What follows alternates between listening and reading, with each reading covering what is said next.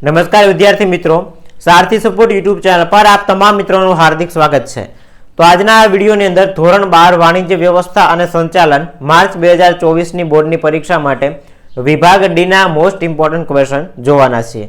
જો તમારે આ પ્રશ્નોની પીડીએફ ડાઉનલોડ કરવી હોય તો ડિસ્ક્રિપ્શનમાં આપેલી લિંક ઉપરથી ડાઉનલોડ કરી શકશો।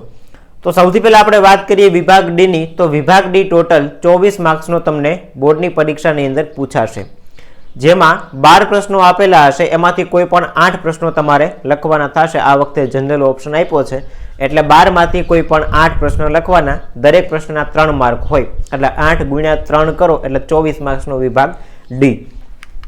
હવે વિભાગ ડી ની અંદર જે 12 પ્રશ્નો છે એમાંથી 8 લખવાના, એમાંથી કયા કયા ચેપ્ટરમાંથી પ્રશ્નો હશે?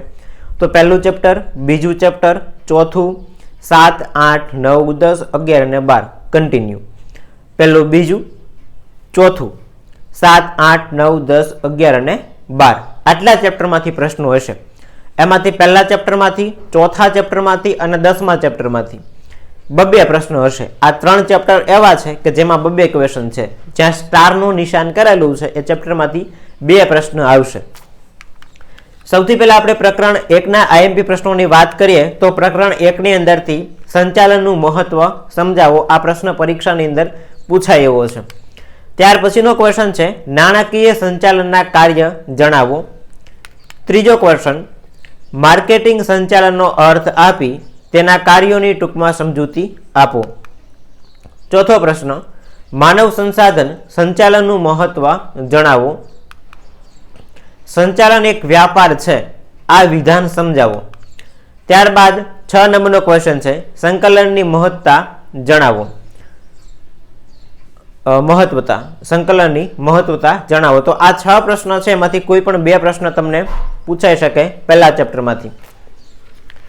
ત્યાર પછી આપણે બીજા ચેપ્ટરની વાત કરીએ તો બીજા ચેપ્ટરમાંથી આધુનિક વિચારધારાઓ વિશે ટૂંક નોંધ લખો। આ પ્રશ્ન એક પરીક્ષામાં પૂછાઈ શકે એવો છે।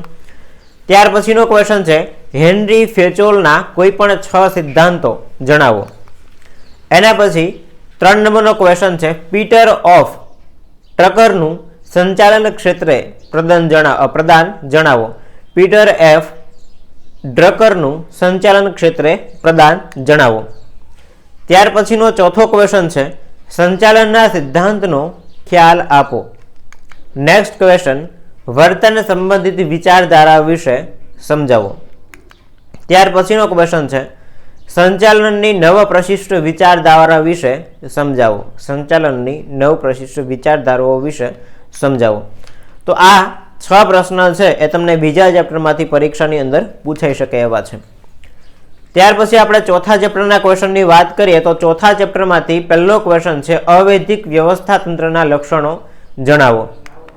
ત્યાર પછી બીજો ક્વેશ્ચન છે વ્યવસ્થા તંત્રની લાક્ષણિકતાઓ જણાવો। ત્યાર પછી ત્રીજો ક્વેશ્ચન વિકેન્દ્રીકરણનું મહત્વ સમજાવો। ત્યાર પછી ચોથો ક્વેશ્ચન રૈખિક વ્યવસ્થા તંત્રનો અર્થ અને રચના સમજાવો। નેક્સ્ટ 5મો ક્વેશ્ચન કાર્ય અનુસાર વ્યવસ્થા તંત્ર રચના સહિત સમજાવો। કાર્ય અનુસાર વ્યવસ્થા તંત્રની રચના સહિત સમજાવવાની છે। ત્યાર પછીનો ક્વેશ્ચન છે સત્તા સોંપણીના મૂળ તત્વો વિશે સમજાવો। સત્તા સોંપણીના મૂળ તત્વો વિશે સમજાવો। તો આ 6 પ્રશ્નો તમને ચોથા યુનિટમાંથી પૂછાય એવા છે। ત્યાર પછી 7મા યુનિટના ક્વેશ્ચનની વાત કરીએ તો 7મા યુનિટની અંદર આયોજન અને અંકુશ વચ્ચેનો સંબંધ જણાવો। એના પછીનો ક્વેશ્ચન છે અંકુશની પ્રક્રિયાના તબક્કા સમજાવો। ત્રીજો ક્વેશ્ચન અંકુશ પ્રક્રિયાના તબક્કામાં સુધારાલક્ષી પગલાં વિશે સમજૂતી આપો। ચોથો પ્રશ્ન અંકુશના મહત્વના કોઈ પણ 6 મુદ્દા સમજાવો।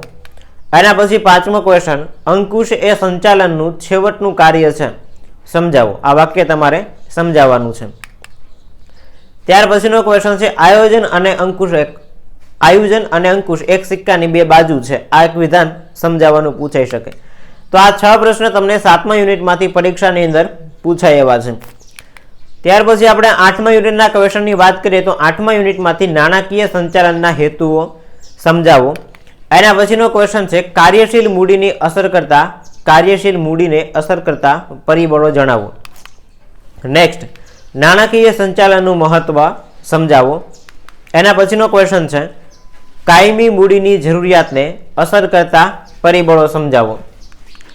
ત્યાર પછી પાંચમો પ્રશ્ન, કુલ કાર્યશીલ મૂડી અને ચોખ્ખી કાર્યશીલ મૂડી આ બંને વચ્ચેનો તફાવત સ્પષ્ટ કરો. ત્યાર પછીનો ક્વેશ્ચન, મૂડી માળખાને અસર કરતા બાહ્ય પરિબળો સમજાવો. તો આ 6 ક્વેશ્ચન છે એ તમને 8મા યુનિટની અંદરથી પરીક્ષામાં પૂછાય એવા છે. ત્યાર પછી આપણે 9મા ક્વેશ્ચનની વાત કરીએ તો 9મા ચેપ્ટરની અંદર પહેલો ક્વેશ્ચન છે, નાણાં બજારના લક્ષણો જણાવો.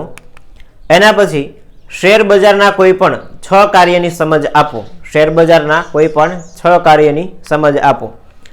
ત્યાર પછીનો ક્વેશ્ચન છે, નેશનલ સિક્યોરિટી ડિપોઝિટ લિમિટેડ આના વિશે ટૂંક નોંધ લખો. ટ્રેઝરી બિલની સમજ આપો. ડીમેટ ખાતાનો ખ્યાલ સમજાવો અને પ્રાથમિક મૂડી બજારની લાક્ષણિકતા જણાવો. અને લાસ્ટ ક્વેશ્ચન છે, મૂડી બજારનો અર્થ અને લક્ષણો અને મૂડી બજારનો અર્થ અને મૂડી બજારનો અર્થ અને લક્ષણ અને પ્રાથમિક મૂડી બજારનો અર્થ અને લક્ષણો. તો આટલા પ્રશ્નો તમને 9મા ચેપ્ટરમાંથી પરીક્ષાની અંદર પૂછાય એવા છે.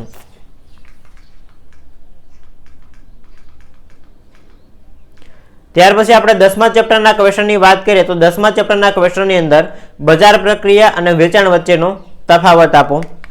એના પછીનો ક્વેશ્ચન છે, સારા વેચાણકર્તાના લક્ષણો જણાવો. ત્રીજો ક્વેશ્ચન, જાહેર સંપર્કમાં કઈ કઈ પ્રવૃત્તિઓનો સમાવેશ થાય છે.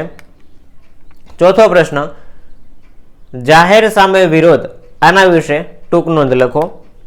પાંચમો ક્વેશ્ચન, વેચાણ વૃદ્ધિની 6 પ્રયુક્તિઓ સમજાવો. તમારે તમારી પ્રોડક્ટની સેલિંગ વધારવી હોય, વેચાણ વધારવું હોય તો કઈ કઈ પદ્ધતિઓ અપનાવી શકાય એ લખવાનું છે.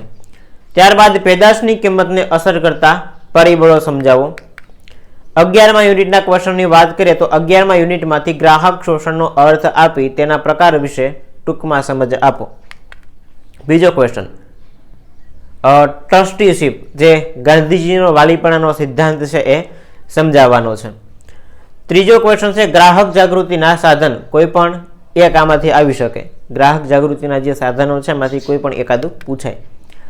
ગ્રાહક જાગૃતિ ક્ષેત્રે જાણીતી સંસ્થાના પૂર્ણ રૂપ આપો. કોઈ પણ આવી શકે. જે અધૂરા નામ આપેલા હોય એનું ફૂલ ફોર્મ તમને પૂછાય અને એના વિશે થોડીક માહિતી લખવાની થાય. ત્યાર પછી 12મા ચેપ્ટરના ક્વેશ્ચનની વાત કરીએ તો ધંધાકીય પર્યાવરણનું મહત્વ સ્પષ્ટ કરો. ધંધાકીય પર્યાવરણના સામાજિક પરિબળો વિશે ટૂંક નોંધ લખો.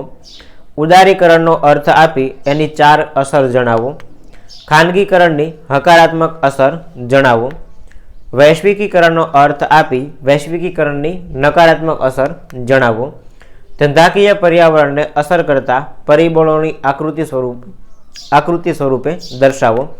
તો આટલા પ્રશ્નો છે એ તમને 12મા ચેપ્ટરમાંથી પરીક્ષામાં પૂછાય એવા છે.